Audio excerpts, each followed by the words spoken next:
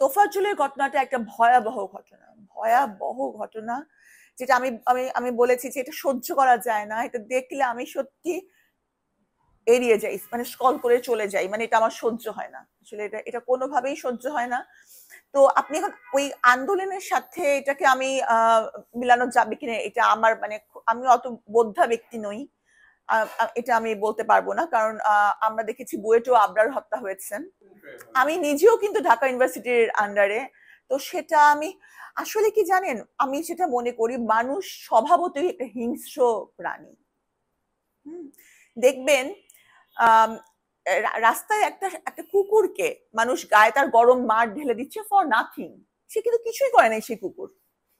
একটা বিড়ালকে, বিড়াল ছানাকে দেখবেন যে বাচ্চারাই ঢিল ছুঁড়ে ছুঁড়ে তার পা খোড়া করে দিচ্ছে। হ্যাঁ, মানুষের মধ্যে একটা হিংস্রতা আছে। আমরা কি করি, আমরা শিক্ষিত হই, তবে আইন ও অনুশাসন এবং সবচেয়ে উপরে ধর্ম, এই ধর্মীয় শিক্ষা আমাদেরকে মানে হিংস্রতা থেকে দূরে রাখে, কিন্তু তারপরে সেই মাঝে মাঝে সেই হিংস্রতা কিন্তু মাথা চাড়া দেয়। হ্যাঁ, তো এটা আমি বলবো সেটারই নমুনা, কারণ শিক্ষা কিন্তু সবাইকেই শিক্ষিত করে তুলতে পারে না। হ্যাঁ, একাডেমিক একাডেমিক কোয়ালিফিকেশন অলওয়েজ কিন্তু মানুষকে একটা মানুষের মতো মানুষ করতে পারে না। দরকার মানে এটা তো অকল্পনীয় এক নৃশংসতা, মানে আমি পাশবিক শব্দটা ব্যবহার করব না, কারণ পাশবিক শব্দ বললে পশুদের মানে পশুরা হয়তো প্রতিবাদ করতে পারে।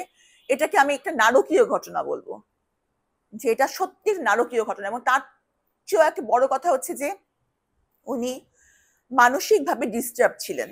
তোফাজ্জল এটা মানসিকভাবে ডিস্টার্ব, মানুষ কি, সে একটা বাচ্চার মতন, একটা শিশুর মতন, সেই শিশুটার গায়ে হাত, এটা মানা যায় না। আমি বললাম তো এটা আমি আমি এটা সহ্য করতে পারি না। আমি আসলে এ ধরনের অযৌক্তিক কুৎসিত আবেগের সম্পর্কে আমি কিচ্ছু বলতে চাই না।